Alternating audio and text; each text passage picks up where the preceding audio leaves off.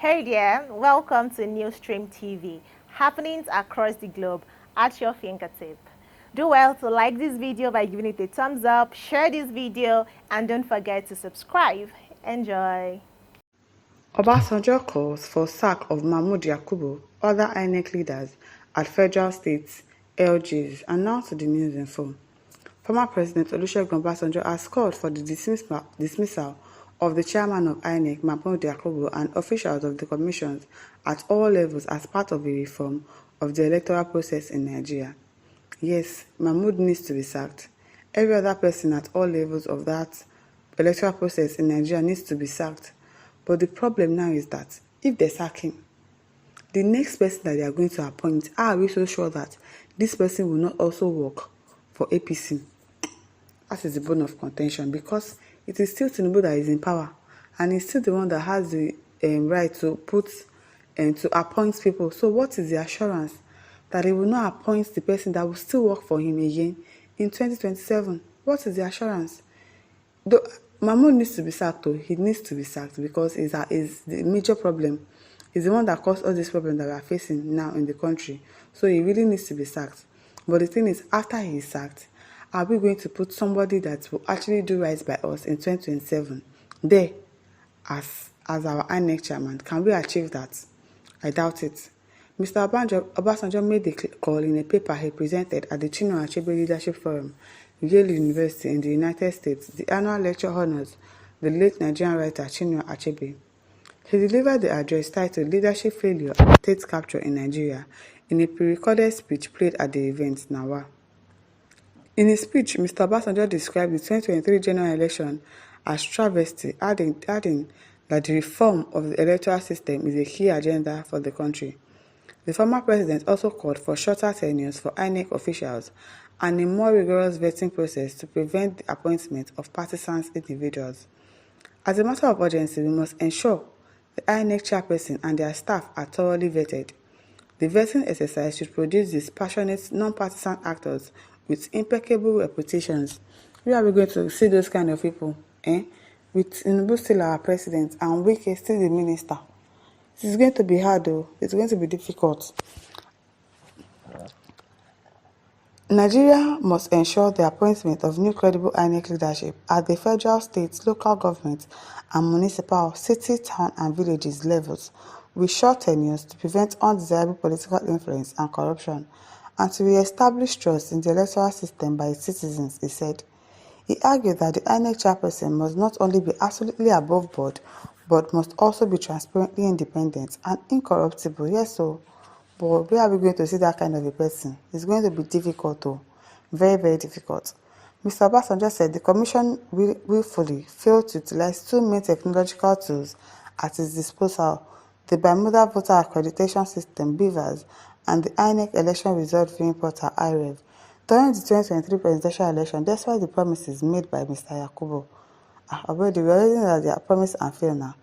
The BVAS and IREV are two technological innovations that prior to 2023 were celebrated for their potential to enhance the accuracy and transparency of our election results, eliminate the threat of election rigging, and boost public trust in electoral outcomes.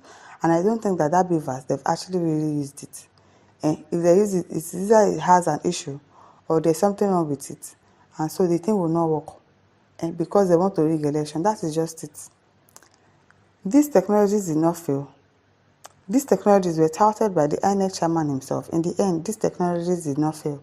INEC willfully failed to use or implement them, which resulted in widespread voting irregularities.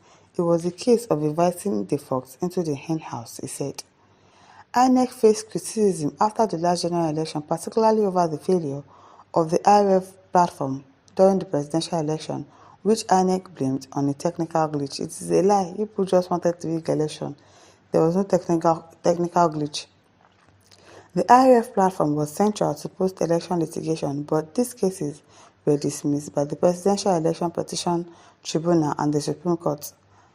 Premium Time also published a special report showing how Peter Obi, the presidential candidate of the Labour Party, won the election in Rivers State based on IREV report, while INEC declared President Bola Tinubu the winner of the state.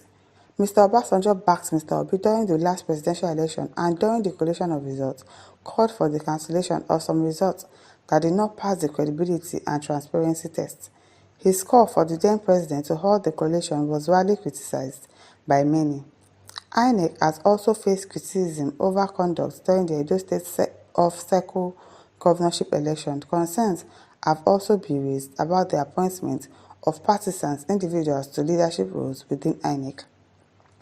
Premium Times previously reported instances of partisan individuals being appointed as President Electoral Commissioners. In the most recent appointment by Mr. Tinubu, 4 nominees were found to have partisan affiliations, particularly to Mr. Tinubu's ruling All Progressive Congress (APC). That's the problem, because he's the one that is still going to appoint. So even if they sack Yakubu now, the next person that they are going to put there, he might even be worse than Yakubu self. It might be worse, because how are we going to select the person that would actually not rig election for us in this country? It's going to be hard.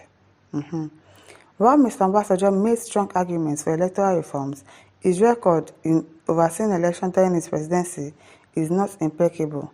The 2003 and 2007 elections under his tenure were widely regarded by local and international observers as some of the worst in Nigerian history. The winner of the 2007 presidential election, Umar Musa Yar'Adua, acknowledged that the election was flawed and initiated electoral reforms, although these were not completed before he died in 2010. His successor, Goodluck Jonathan, continued the reform process. Mr. Yakubu was appointed by former President Muhammadu Buhari in 2015 and was reappointed in 2020 for another 5-year tenure. His tenure is expected to expire next year. Premium Times contacted the spokesperson for INEC, Sam Olumekun, to get the commission reaction to the call by the former president, but he did not answer his call or respond to a text message sent to his phone. Why would INEC chairman be there for 5 years?